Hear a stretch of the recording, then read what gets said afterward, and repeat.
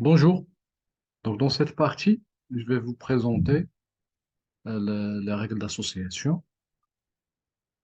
On va traiter, dans un premier lieu, je vais vous présenter la notion des règles d'association. Après, les expliquer, montrer des exemples d'applications là où elles sont très appliquées, très utilisées. Et par la suite, dans la dernière partie, je vais essayer de voir l'utilisation des règles d'association dans le cas des images, d'accord, dans le cadre de l'image mining. Donc, juste un petit rappel concernant l'image mining ou la fouille d'images, c'est en général, c'est le data mining appliqué à l'image, d'accord? C'est-à-dire comme source d'information, là, comme source de données, on va utiliser les images, bien sûr, comme on a déjà vu, on va pas utiliser l'image telle qu'elle est, mais on va extraire des informations des images sous forme de caractéristiques, c'est-à-dire l'étape de features extraction.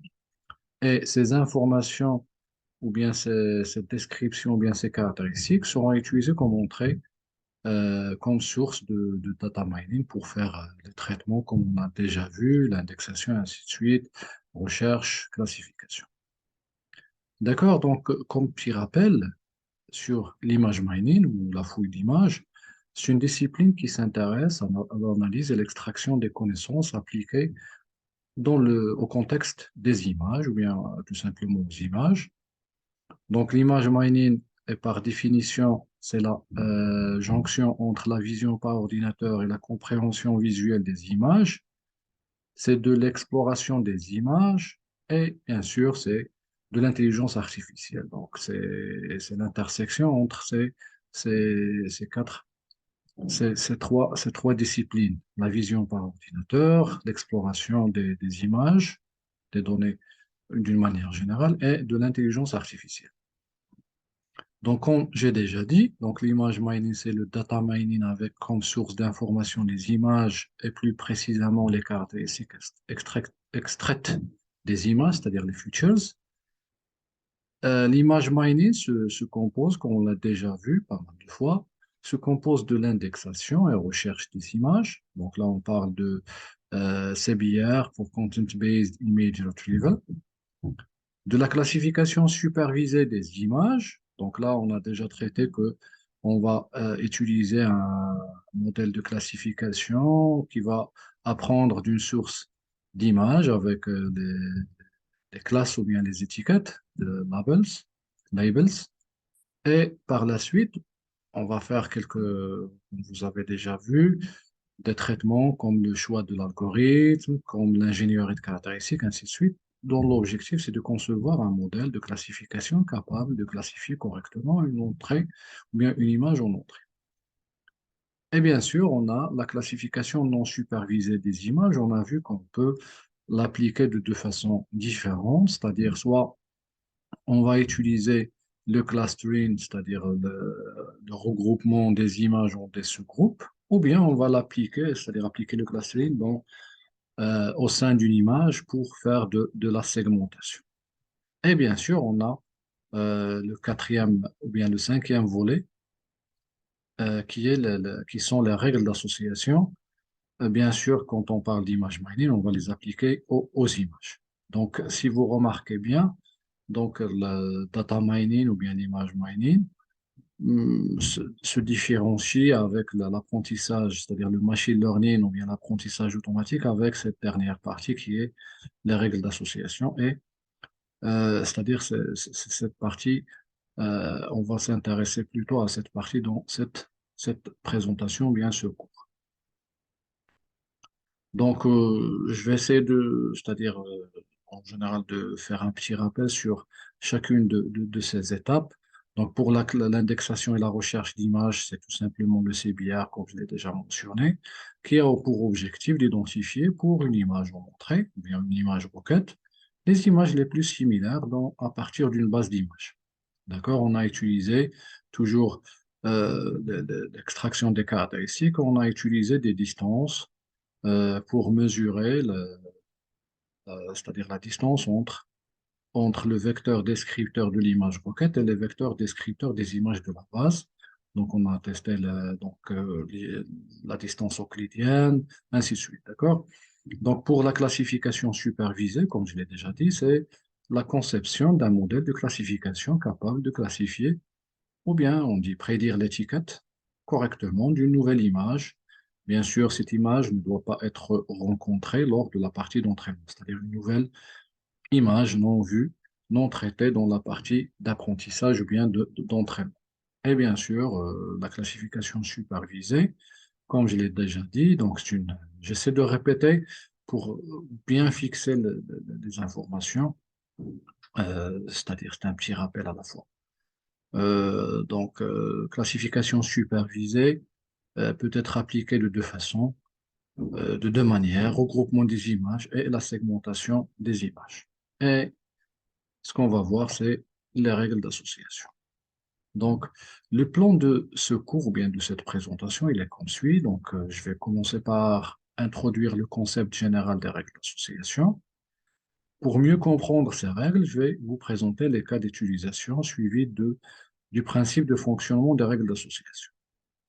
Par la suite, on va voir quelques mesures ou bien des métriques qui sont utilisées pour mesurer l'efficacité des règles d'association et les différents algorithmes utilisés. Donc, je vais vous lister un ensemble d'algorithmes qui sont utilisés et je vais me focaliser sur l'algorithme a priori, qui est un algorithme très connu dans le domaine des règles d'association. Et à la fin, un exemple d'application sera traité ainsi que des réflexions pour l'applicabilité des règles d'association pour les cas d'image. Et à la fin, je vais vous proposer un petit exercice appliqué, c'est-à-dire ouais, on va voir par la suite ce que c'est. C'est une application des règles d'association pour essayer d'identifier quelles sont les caractéristiques les plus pertinentes pour la classification euh, des lésions cutanées. Donc là, on va commencer par les règles d'association. Je vais essayer de définir c'est quoi. Donc les règles d'association ont pour objectif de trouver et de découvrir les relations cachées entre les éléments d'une base de données. Donc c'est la définition tout court des règles d'association. Donc ce sont des instructions sous forme de si, alors, if, else, if, then plutôt, si, alors. Bien sûr, on identifie dans la forme si alors ou bien dans l'instruction si alors, si un antécédent, alors il y aura une conséquence ou bien un conséquent. Par la suite, on va voir c'est quoi l'antécédent et c'est quoi le conséquent. Donc, dans la science des données, les règles d'association sont utilisées pour trouver les éléments qui sont corrélés et chercher les différentes co-occurrences entre les données dans une base de données. C'est-à-dire, on essaie là, on parle c'est-à-dire, on cherche des connaissances, on cherche des informations qui sont cachées, c'est-à-dire qui ne sont pas lisibles ou bien visibles en explorant les données. On les cherche par des mesures qu'on va voir par la suite. Donc là, j'ai parlé de la concurrence entre les données. Donc par concurrence, on cherche les éléments qui apparaissent simultanément dans un jeu de données et qui appartiennent au même contexte, c'est-à-dire qui sont, on va dire, très liés, c'est-à-dire on parle des données, donc très liées les unes aux autres. Donc les règles d'association sont appelées, donc si vous cherchez sur Internet, vous allez trouver euh, c'est-à-dire des auteurs qui appellent ces règles d'association différemment. On parle d'association rules mining, donc association rules mining. On parle de mining associations ou bien mining image associations. Dans le cas de data mining, image mining. Donc, pour mieux comprendre l'utilité de ces règles d'association, on va traiter un petit exemple. Donc, l'exemple phare qu'on peut utiliser, ou bien c'est là que les règles d'association sont les plus utilisées, c'est le domaine de vente. Donc là, je vais exposer un petit exemple de vente au détail. Donc, l'objectif, c'est quoi? C'est d'identifier à partir des différentes transactions. Donc, les transactions, ce sont les opérations d'achat effectuées par les clients. Donc, à partir de ces différentes transactions, on cherche des habitudes ou bien les habitudes des achats des clients, c'est-à-dire quels sont les produits qui sont vendus quotidiennement ou bien qui sont les plus vendus. Et bien sûr, là, on va chercher, c'est pas les produits, mais on va chercher des concurrences entre des produits.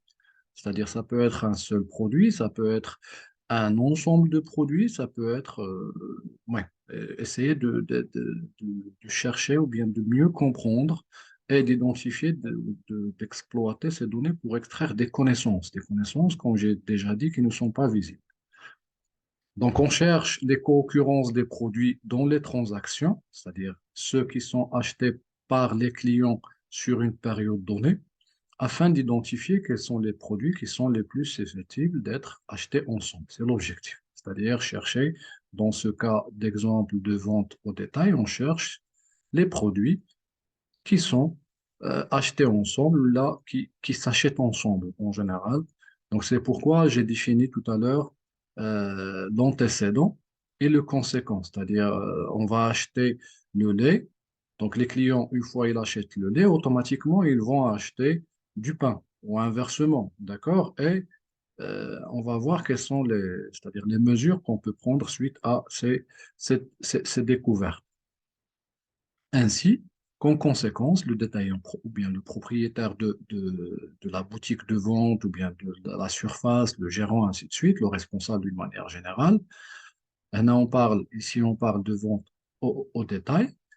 Donc, par conséquent, le responsable, bien le détaillant, peut prendre des mesures pour adapter sa stratégie de vente utilisant ces informations que les règles d'association ont pu identifier. Comme par exemple, mettre les produits souvent vendus ensemble très proches ou bien les rassembler pour faciliter leurs achats. D'accord? Comme on en a déjà discuté lors des séances, c'est-à-dire des définitions concernant les règles d'association.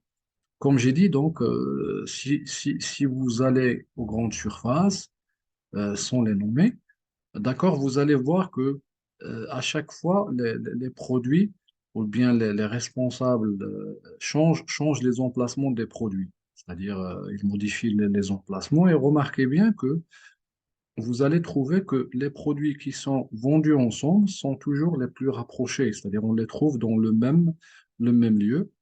Euh, Pourquoi? Parce que les mesures ou bien ces règles d'association, on les ont définies comme étant vendues ensemble, c'est-à-dire toujours conséquent et antécédent et conséquent. Et automatiquement, pour aider le client à les acheter, c'est-à-dire sans les oublier, sans trop se fatiguer, ils les mettent ensemble, tout simplement. Un autre exemple d'utilisation des règles d'association est la conception de l'expérience utilisateur ou bien des visiteurs des sites web. C'est-à-dire là, c'est un autre contexte d'application des règles d'association. D'accord? Euh, Essayez donc d'imaginer ce que peuvent apporter les règles d'association pour la conception d'un site web. D'accord? Donc, on peut collecter les données sur la façon que les visiteurs d'un site web utilisent pour naviguer dans le site. C'est-à-dire, on enregistre les clics c'est-à-dire les clics des visiteurs sur un site web donné. Pourquoi? Pour identifier la façon du clic, c'est-à-dire les chemins pris par l'utilisateur, pour quelles sont les pages, et bien sûr les pages demandées par quelle voie ou bien par quel chemin a été ouverte, ou bien l'accessibilité, ainsi de suite. D'accord? À partir de ces données, il est possible d'identifier les associations les plus pertinentes et les concurrences des tendances cliquées et les différentes ressources les plus demandées en sont. Toujours, on parle de antécédents conséquents, c'est-à-dire on cherche les concurrences, on cherche les choses qui sont utilisées ou bien demandées ensemble. Pourquoi? Pour faciliter l'accès aux utilisateurs. Parce que on peut se dire que l'utilisateur, il va chercher cette page, donc il va la chercher tout simplement. Mais ce qui se passe, c'est que il y a quelques utilisateurs qui veulent cette page, mais une fois c'est pas très accessible rapidement ou bien c'est pas lisible ou bien le chemin d'accès n'est pas très visible sur le site, automatiquement, ils ne vont pas la chercher. Donc là, qu'est-ce qu'on fait? On les aide. On les aide à accéder à une source de données. Là, on parle des pages des sites web, facilement, d'une manière très facile, très rapide pour lancer ou bien pour s'engager dans une action. Donc, à partir de tout cela, il est possible d'adapter la représentation du site.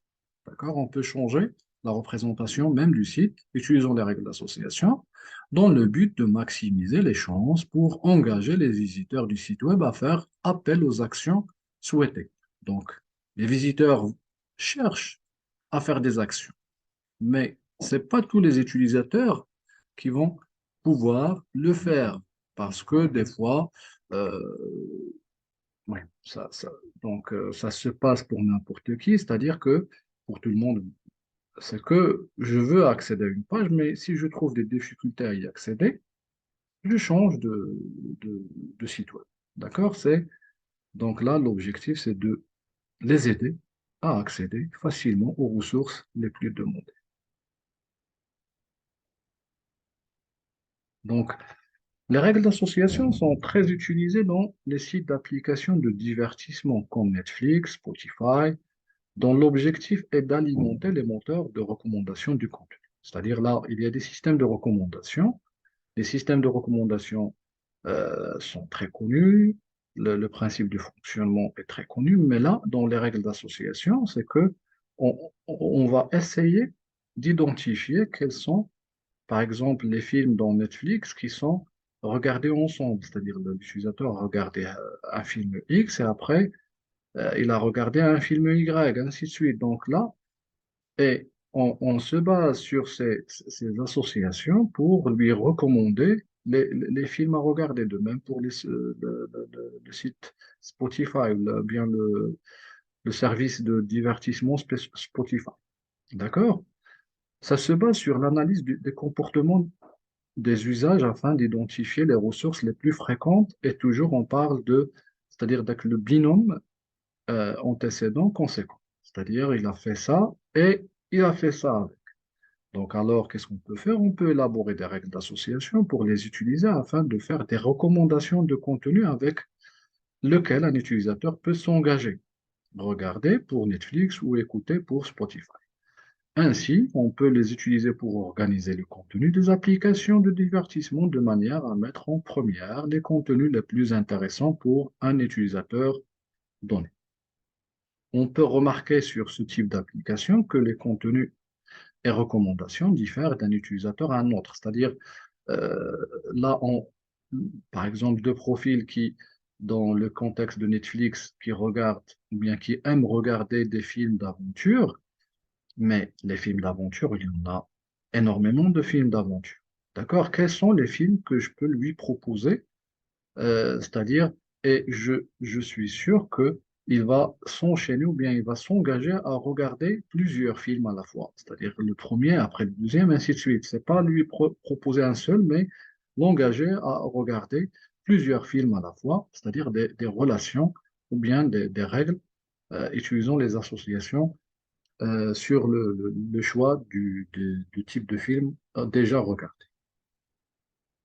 Donc, un autre exemple, c'est-à-dire c'est pas on peut, ils sont appliqués dans la médecine.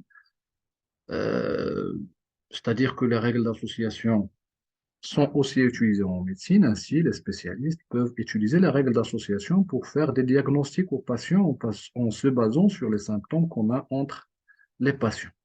C'est-à-dire, par exemple, un patient a déjà la fièvre et la toux, automatiquement, donc on se dit, parce que ça peut être plusieurs diagnostics possibles, mais on peut on peut adapter le diagnostic au client ou bien au patient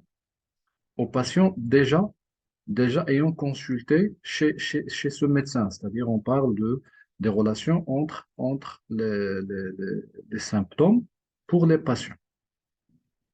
Donc, les médecins peuvent utiliser les symptômes en commun des anciens patients pour déterminer la probabilité conditionnelle d'une maladie donnée pour un nouveau patient. C'est-à-dire, on ne va pas attendre à ce que les symptômes s'aggravent ou bien que ça se passe autre chose, mais on a des connaissances sur les symptômes ou bien l'évolution des symptômes ou bien c'est-à-dire la composition des symptômes pour d'autres patients chez le même médecin. D'accord? Et comme c'est-à-dire, ils peuvent même essayer de faire un pronostic sur l'évaluation, sur l'évolution possible des maladies. C'est-à-dire, l'évolution, comment ça va évoluer en se basant sur les connaissances déjà préétablies sur des anciens patients.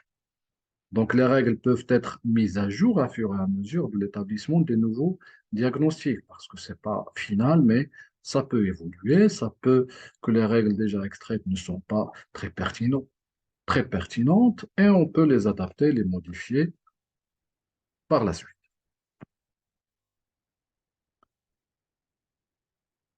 Dans cette partie, je vais vous présenter le fonctionnement des règles d'association. Donc, on a parlé des règles d'association, la définition, les domaines d'application, comment on peut les exploiter dans différents contextes. Et là, on va voir le fonctionnement des règles d'association et surtout comment les extraire ou bien extraire les différentes associations pertinentes sur lesquelles se baser pour prendre des décisions. Comme c'est déjà signalé et défini dans les slides précédentes, il est très souvent commande d'utiliser les modèles d'apprentissage automatique afin d'analyser les données, afin de trouver les différents schémas ou des concurrences entre les données. Ceci est dans un objectif précis qui est identifier les associations les plus fréquentes permettant de constituer les règles d'association.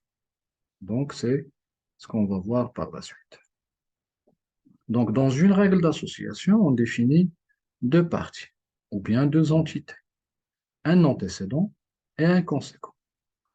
Donc, l'antécédent et le conséquent peuvent être un élément, c'est-à-dire un item, ou bien un ensemble d'éléments, un item set. C'est-à-dire, ça peut être, dans le cas du panier un produit, comme antécédent, ça peut être des produits, deux, trois, quatre produits comme antécédent, et de même pour le conséquent, ça peut être un produit, ça peut être plusieurs produits. C'est-à-dire, on peut dire que les clients d'un supermarché, par exemple, achètent du thé et du sucre, et comme antécédent, et il achète en conséquence, par exemple, le pain. D'accord? C'est-à-dire que les éléments ou bien les données dont l'antécédent et le conséquent, ça peut être un seul, comme ça peut être plusieurs. D'accord? La relation entre l'antécédent et le conséquent est une relation de concurrence et non pas de causalité. C'est-à-dire, c'est pas parce que c'est à cause de l'achat de l'antécédent que le conséquent a été acheté. Ce n'est pas la causalité, c'est-à-dire que quand on parle de causalité, c'est-à-dire si on enlève l'antécédent, il n'y a plus de conséquent. D'accord? C'est la différence. Mais par concurrence, c'est-à-dire que c'est pas toujours on peut trouver le conséquent sans antécédent. D'accord? Donc, par exemple, dans l'association pain-œuf, comme antécédent et le conséquent, c'est le lait, signifie quoi? Signifie que la règle d'association est créée par mesure de co-occurrence des éléments de l'antécédent, qui sont pain et les œufs, avec les éléments du conséquent. Dans notre cas, c'est le lait. Ce qui signifie que c'est pas à cause de la vente du pain et des œufs que le lait est vendu. On peut trouver des clients qui ont acheté du lait tout simplement. D'accord? Mais les produits pain et œufs représentent une grande concurrence avec le lait. C'est la différence entre, c'est pas par causalité, mais plutôt par concurrence. Les règles d'association sont créées en utilisant les conditions comme je l'ai déjà mentionné ci alors, et sont mesurées et validées parce que on ne peut pas, c'est-à-dire si on utilise les données d'une grande surface étalées sur, par exemple, 7 jours, on ne peut pas extraire toutes les règles d'association possibles parce on aura des milliers et des milliers et c'est très difficile de les mesurer, c'est très difficile de les prendre en considération. Ça ne va pas être quelque chose de très concret. Mais on a des mesures pour évaluer et valider ces règles d'association. D'accord? On a En général, trois critères ou mesures à utiliser qui sont le support, la confiance, confidence en anglais, et l'élévation, le lift. D'accord? Ce sont ces trois critères ou bien mesures qui sont utilisés pour mesurer la pertinence d'une règle d'association. Quand j'ai dit la pertinence d'une règle d'association, c'est-à-dire les règles d'association à prendre en considération, bien en compte pour prendre des mesures sur, par la suite, par les dirigeants. Il est à noter qu'il faut deux ou plusieurs éléments ou bien composantes pour calculer et générer les règles d'association. Ainsi, la génération des règles d'association ne doit pas concerner l'ensemble des éléments et que seulement les règles les plus représentatives dont les données doivent être considérées. C'est-à-dire, c'est ce que je viens d'expliquer. Donc, comme je viens de dire, il ne faut pas générer toutes les règles d'association possibles parce que on aura affaire à des milliers de règles et ce n'est pas toutes les règles qui sont très pertinentes, d'accord? Mais plutôt générer les plus représentatives. Pour cela, il est nécessaire de mesurer la qualité d'une règle d'association. Donc, pour le faire, on a deux mesures, c'est-à-dire les deux mesures qui ont été proposées dans un premier lieu, qui sont le support et la confiance, bien confidence. Et bien sûr, il y a le lift qu'on va voir par la suite parce que le lift a été proposé pour résoudre un problème, ou bien, c'est-à-dire un des problèmes les plus connus dans l'évaluation des règles d'association. On va le voir par la suite. Donc, le support qui fait référence à la fréquence d'apparition d'une règle d'association dans le jeu de données utilisé. Donc, quand on parle de règle d'association, toujours on a l'antécédent et le conséquent. Et je répète que l'antécédent et le conséquent peuvent être un élément ou bien plusieurs éléments. Quant à la confiance, elle mesure à quel point on peut faire confiance à cette règle. C'est-à-dire, on va identifier les règles utilisant des supports et par la suite, on va mesurer est-ce que cette règle vraiment présente une confiance qu'on peut utiliser. Donc, en d'autres termes, la confiance fait référence au nombre de fois une règle est réellement pertinente. On va voir par la suite, c'est-à-dire les équations mathématiques pour mesurer, ou bien pour calculer le support et la confiance. Donc, on va traiter un petit exemple. Donc, on a deux item sets. Le premier contient un seul produit qui est le pain et le deuxième item set contient le shampoing.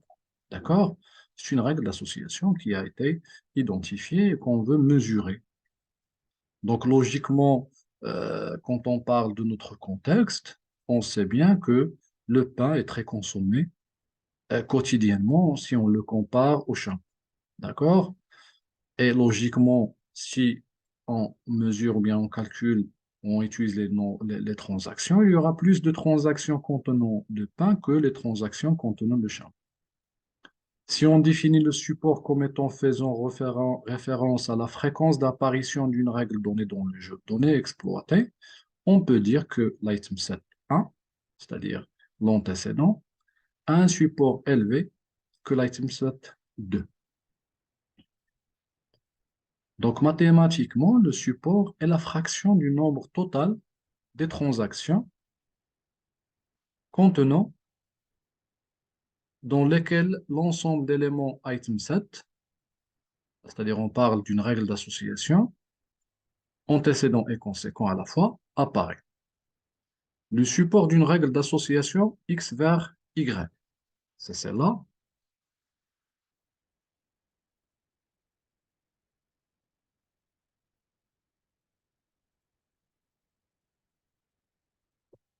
Donc c'est cette règle. C'est quoi le support? C'est le rapport entre la transaction contenant à la fois. C'est-à-dire, je dois trouver les transactions, bien identifier les transactions où les items set X et Y apparaissent à la fois. Donc, je répète, X, ça peut être un élément, ça peut être plusieurs éléments. Y, ça peut être un élément, ça peut être plusieurs éléments. Donc, divisé sur le nombre de transactions, c'est-à-dire les transactions, bien le panier sur lequel on travaille. Bien sûr, le nombre de transactions, ici, on va se limiter c'est-à-dire à une période donnée, une semaine, un mois, quelques jours, ainsi de suite. La valeur du support nous permet d'identifier les règles qui méritent d'être prises en compte pour une analyse plus approfondie. C'est-à-dire qu'on ne peut pas traiter toutes les règles d'association possibles, mais il faut identifier quelles sont les règles qui sont significatives. Et ainsi, on peut se fixer un seuil et ne considérer que les ensembles d'éléments dont le support est supérieur à ce seuil. C'est-à-dire que on va mesurer des supports des règles ou bien des associations et on se fixe un seuil. C'est-à-dire on va dire que si le support est supérieur à un seuil X, automatiquement on va prendre en considération ce seuil. Sinon, on ignore cette règle d'association. C'est bon? Donc, pour identifier ou bien estimer les seuils, il y a pas mal de travaux qui ont été proposés pour essayer de trouver des seuils automatiquement, mais d'après les expériences ou bien les résultats, c'est toujours parce que c'est un domaine qui est lié à des contextes bien différents et bien adaptés. Donc, les seuils, d'une manière générale, les plus pertinents sont choisis par des experts. C'est-à-dire là, dans un contexte, on dit, voilà, le seuil ou bien le minimum de support à prendre en considération, le minimum de confiance à prendre en considération, c'est un expert qui les fixe. Donc, c'est toujours par des experts. Pour la génération des règles d'association, il est très utile de mesurer le support de chaque produit dans la construction des règles et ne prendre en considération que les produits ayant un support supérieur à un seuil. Donc, euh, cette proposition n'est pas utilisée c'est-à-dire dans tous les algorithmes de génération de règles d'association, mais en général, c'est très commun de l'utiliser, c'est-à-dire que c'est-à-dire en partant du principe que un produit qui représente un support inférieur, c'est-à-dire un petit support, là, une valeur de support faible, ne peut pas ou bien ne doit pas être pris en considération dans une règle d'association. D'accord? C'est pourquoi, qu'est-ce que, par exemple, l'algorithme a priori ou bien d'autres, qu'est-ce qu'ils font? Ils mesurent les supports de tous les produits qui apparaissent dans des transactions. Et il se fixe le seuil, c'est-à-dire le seuil par l'expert, et par la suite, il décide que les produits dont le support est inférieur à un seuil ne seront pas pris en considération dans une règle. C'est-à-dire si une règle qui contient ce produit, il ne sera pas traité. C'est ça, donc, c'est-à-dire que seuls les produits avec un support supérieur au seuil seront utilisés pour construire, là, pour générer les règles d'association, tout simplement. Donc, on a vu le support. Donc, la deuxième mesure, c'est la mesure de confiance, ou bien confidence en anglais, qui permet de vérifier la pertinence de la règle d'association en se référant à l'antécédent. C'est-à-dire que on a identifié les règles. C'est-à-dire que les règles, qu'est-ce que ça dit? Ça dit que l'item set X, c'est-à-dire l'antécédent X avec le conséquent Y, représente un support élevé, supérieur au support C qui a été fixé par l'expert. Mais effectivement, est-ce que, parce que toujours, qui a déclenché, on cherche celui qui a déclenché la transaction, c'est l'antécédent. D'accord? Est-ce qu'on peut faire confiance? C'est-à-dire, on peut trouver des règles d'association représentant, c'est-à-dire dont le support est supérieur au support min, c'est-à-dire le seuil, mais qui ont été générés par, ou bien, c'est-à-dire la valeur du support a été générée à base du conséquent et pas de l'antécédent. Et nous, on cherche antécédent vers conséquent, qui a déclenché la vente, par exemple, dans le cas d'une vente au détail. Donc, prenons par exemple la règle Nesquik, Nesquik lait. D'accord? C'est Nesquik, c'est l'antécédent. LA, c'est le conséquent. D'accord? La confiance va nous renseigner sur le nombre de transactions contenant Nesquik, LA, d'accord? Mais par rapport aux transactions contenant Nesquik. C'est-à-dire, est-ce que vraiment cette règle elle est déclenchée par Nesquik? Est-ce qu'on peut lui faire confiance? Donc, mathématiquement, la confiance d'une règle XY et le rapport entre le nombre de transactions contenant XY sur le nombre de transactions contenant seulement X, l'antécédent. Le support, c'était le nombre de transactions contenant à la fois X, Y, mais divisé sur le nombre total des transactions. Là, on cherche quel est c'est-à-dire le rapport entre les transactions contenant les éléments de la règle, mais divisé par rapport aux transactions contenant l'antécédent. Comme pour le support, la confiance a besoin d'un seuil pour filtrer les règles d'association à prendre en considération.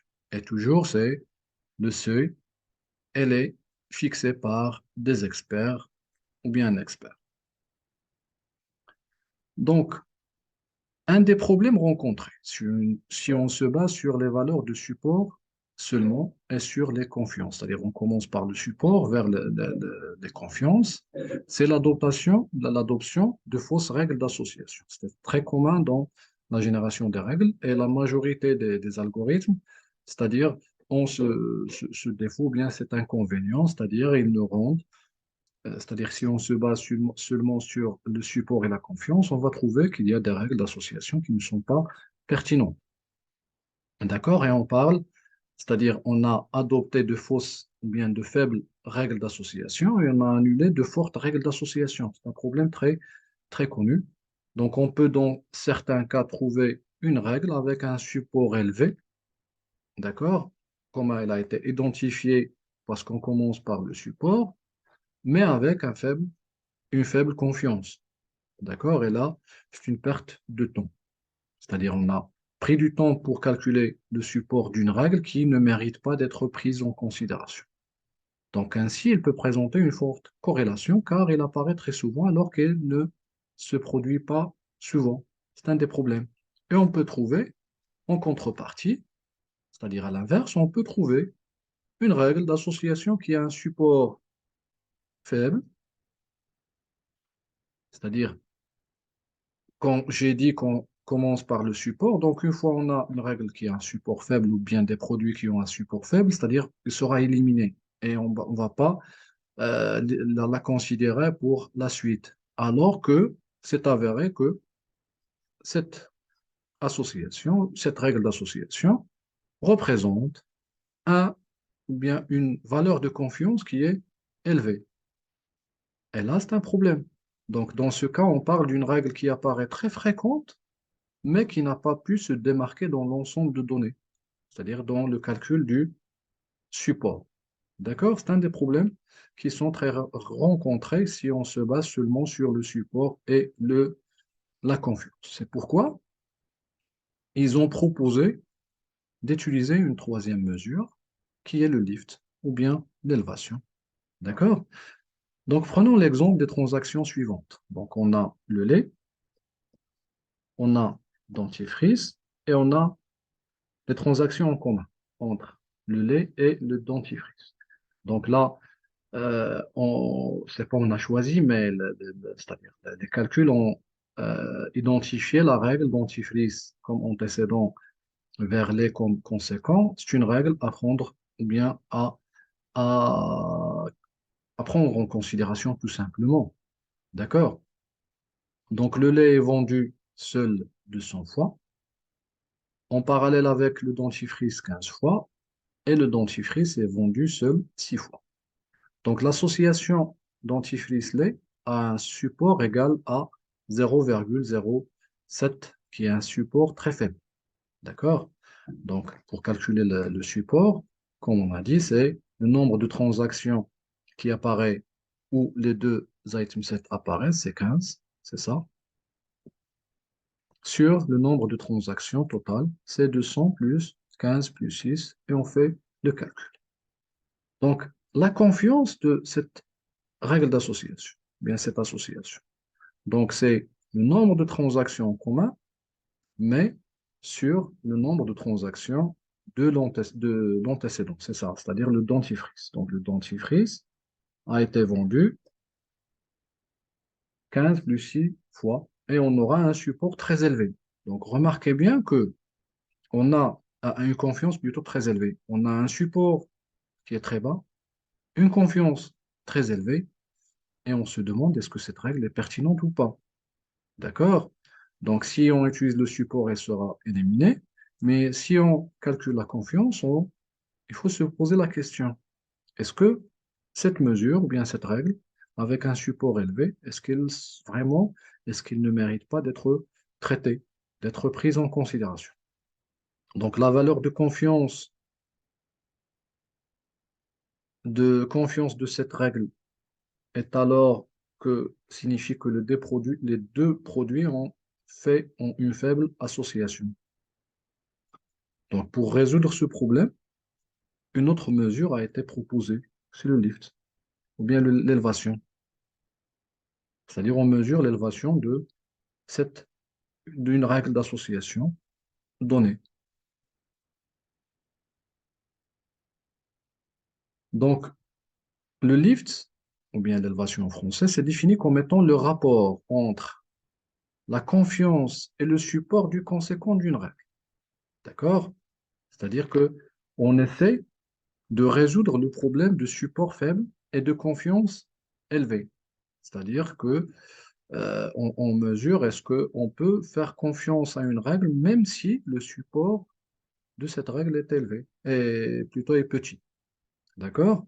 Donc c'est l'équivalent à calculer le support de la règle sur le support de l'antécédent multiplié par le support du conséquent. C'est-à-dire c'est le rapport entre les supports de la règle et les supports de l'antécédent multiplié par le support du conséquent.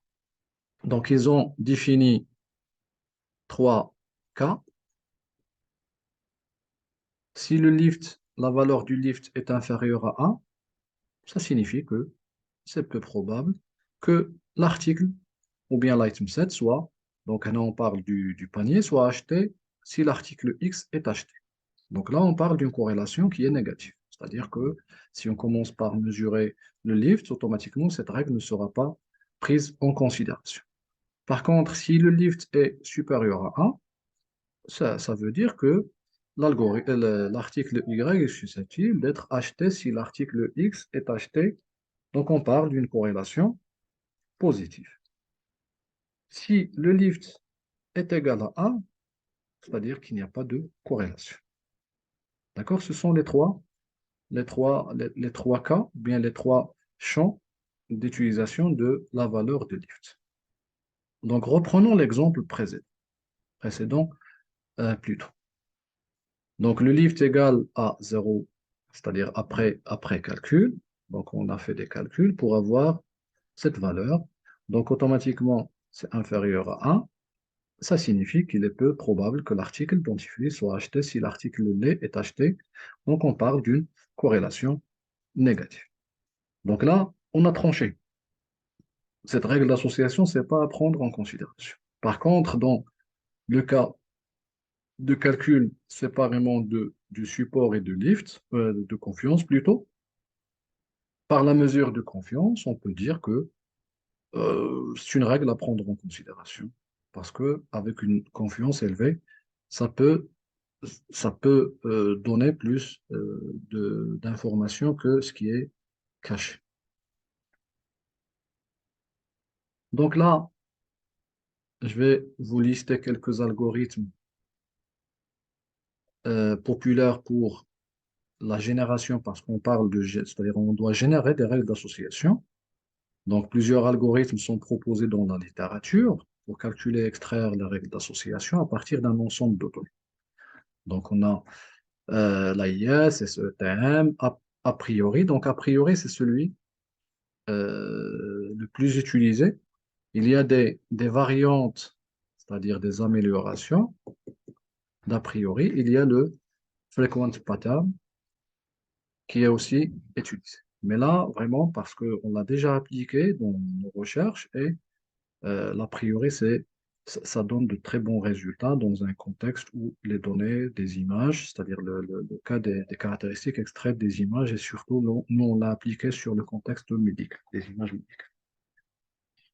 Donc, je vais plus ou moins, c'est pas détailler l'algorithme parce que c'est facile à mettre en œuvre, mais parler un peu de l'algorithme après. Donc, comme j'ai dit, donc, on va s'intéresser à l'algorithme a priori car il est le plus facile et le plus rapide en termes de temps d'extraction. Les paramètres de l'algorithme a priori sont le support minimum fixé par l'expert, la confiance minimale fixée aussi par l'expert et le nombre d'éléments à prendre en considération dans une règle d'association. Donc, le support minimum, la confiance minimale et le nombre minimal d'éléments, bien d'item set à prendre en considération. C'est-à-dire, si je dis 2, automatiquement, euh, au moins deux items doivent figurer dans une règle d'association, bien plutôt dans l'antécédent et dans le conséquent. D'accord? L'algorithme, a priori, s'exécute en deux étapes.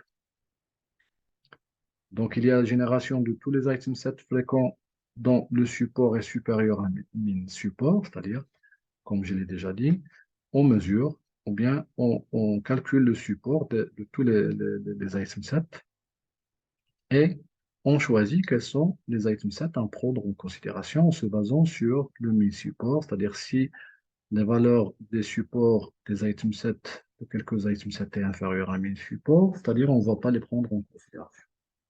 Après, on passe à la confiance, on mesure la confiance et c'est-à-dire on trie les règles d'association par confiance. Il y a des versions qui utilisent même le lift comme mesure c'est-à-dire de génération des règles d'association. Et bien sûr, le nombre d'éléments dans l'item set doit être supérieur ou égal à 1000 lettres. C'est-à-dire que on ne peut pas avoir toutes les associations possibles utilisant un seul produit vers un seul produit, mais plutôt on cherche à identifier un nombre minimal d'item set dans la règle d'association. Donc voilà un petit exemple d'application où nous allons essayer de générer les règles d'association les plus pertinentes à partir des données de vente, transactions d'une semaine qui contient 7500 transactions. Nous allons implémenter l'algorithme a priori. Donc là, vous pouvez scanner le QR code ici avec votre smartphone pour pouvoir se diriger vers le notebook pour c'est-à-dire l'implémentation, bien la génération des règles d'association utilisant un ensemble de données de 7000 transactions. Donc ici, donc voilà c'est-à-dire les informations et les produits qui ont été utilisés dans la transaction. C'est-à-dire que l'objectif, c'est identifier ou bien générer les transactions possibles. D'accord? Donc voilà le code implémenté. Donc sur Colab, vous allez trouver, comme c'est déjà coutume, donc un code avec description, ainsi de suite, avec des parties. Et là, c'est le code en vrac. Donc, il faut s'assurer à ce que le package ou bien la librairie, la bibliothèque, a priori, soit installée. Sinon, il faut l'installer. D'accord? Sur Colab, il faut l'installer à chaque fois parce que euh, donc il n'est pas installé par défaut, même comme vous le savez déjà, c'est-à-dire une fois, même si on l'installe dans la session, il est automatiquement désinstallé après la fermeture de session. Bien sûr, il faut utiliser point d'exclamation. D'accord? Sur le collab, c'est-à-dire en scannant le QR code, vous allez voir, trouver bien l'instruction exacte à utiliser, correcte à utiliser. Donc, les données sont stockées dans le fichier CSV Store Data, qui ne contient pas d'entête. D'ailleurs, c'est noté. Donc, sur le collab, vous allez trouver donc, un lien cliquable pour télécharger ce fichier. D'accord? Il faut juste faire attention à adapter le chemin d'accès du fichier à votre drive. D'accord? Je parle toujours de l'exécution collab. Bien sûr, vous pouvez télécharger le fichier et tester, bien implémenter le code sur votre machine, c'est-à-dire localement. C'est bon? Donc là, voilà ici le min support qui a été fixé par l'expert. Donc l'expert a décidé à ce que un produit doit être, c'est-à-dire pris en considération pour la génération de la règle d'association s'il est acheté au moins 5 fois par jour. D'accord? On a une transaction de 7 jours, donc 7 fois 5, ça va faire 35. Et bien sûr, 35 divisé par le nombre de transactions totales pour avoir le support minimal. La confiance, l'expert a décidé que, c'est-à-dire seulement, c'est-à-dire les règles représentant 20%, c'est-à-dire supérieur à 0,2. Le lift ici, dans la version que j'ai utilisée, c'est-à-dire il y a aussi le lift, c'est-à-dire que supérieur à 3. Donc, dans le calcul, c'est-à-dire dans la présentation, on a vu que c'est une fois c'est supérieur à 1, automatiquement, il y a une forte concurrence, mais là, l'expert a décidé que on doit avoir le lift supérieur à 3, c'est-à-dire que ça soit une concurrence très, très, très forte. Et le min length, c'est-à-dire que au moins deux produits doivent composer une règle d'association. D'accord? Voilà l'instruction pour construire l'objet de règles d'association et pour générer les listes ou bien toutes les règles d'association, bien sûr, en se basant sur ces différences. Vous allez voir que ça va prendre énormément de temps d'exécution pour générer les règles d'association. C'est l'un des problèmes rencontrés avec la génération des règles d'association, c'est qu'ils sont très coûteux en termes de temps de calcul. C'est pourquoi les gens vraiment, c'est-à-dire les évitent dans les implémentations et surtout dans tout ce qui est traitement d'image où les données sont d'une grande quantité. Donc là, on va passer à une petite réflexion, c'est-à-dire après avoir vu un ensemble de règles d'association sur un exemple plutôt des règles d'association sur les ventes, la question qui se pose, puisqu'on parle de l'image mining, est comment on peut les appliquer pour le cas des images. Donc, il y a seulement quelques chercheurs qui ont essayé de les appliquer pour la classification, mais ça n'a pas donné de très bons résultats. D'accord? Nous, dans notre équipe de recherche, nous les avons appliqués pour faire la sélection de caractéristiques, c'est-à-dire le features selection. Donc déjà, dans l'atelier de features engineering, il y a quelques algorithmes qui ont été présentés pour la sélection des caractéristiques les plus pertinentes. Et nous, on les a testés pour le cas c'est-à-dire utiliser les règles d'association pour faire la sélection des caractéristiques les plus pertinentes. D'accord? Donc, pour la partie à faire, tu dois essayer d'écrire un code Python utilisant les règles d'association pour identifier les valeurs des caractéristiques permettant de segmenter une image représentant une lésion de la peau. Donc, utiliser seulement les intensités RGB. C'est-à-dire, on a une image en trois composantes, R, G et B. C'est-à-dire que la segmentation, en général, c'est quoi? C'est un seuillage. D'accord? Donc, l'objectif de cette partie à faire, c'est d'identifier les seuils, c'est-à-dire les seuils pour R, les seuils pour G, les seuils pour B. les seuils, seuils, seuils, ou bien on peut, c'est-à-dire passer à un niveau de grille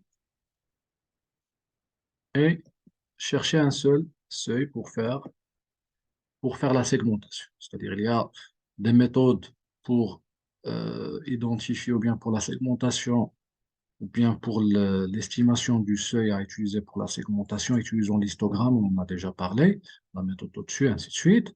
Mais là, on veut tester à les appliquer. Donc, voici un exercice d'application. D'accord?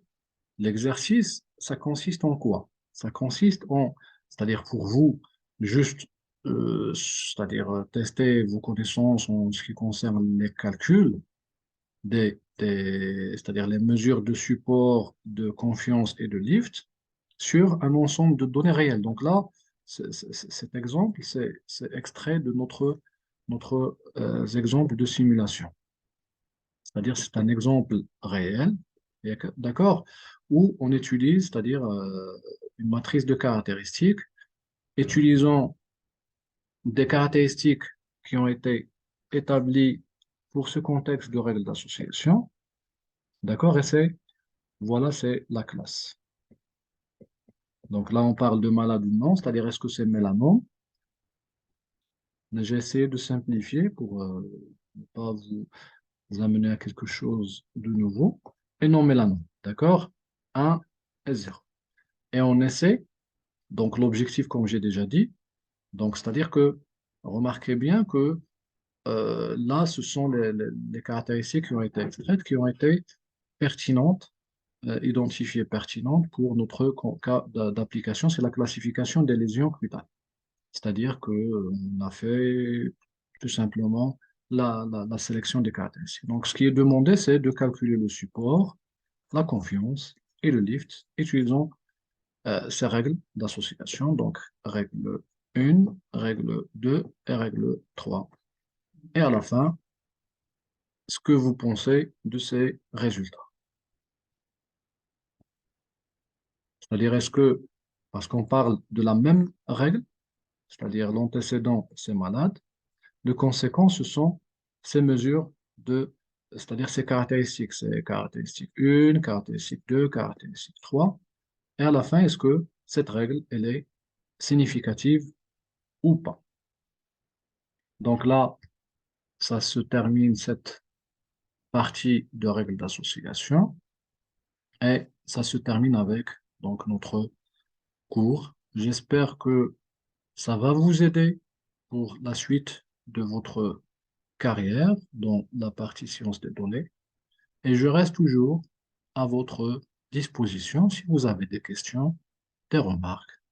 Ça sera la bienvenue. Merci à vous et à la prochaine. Salam alaikum.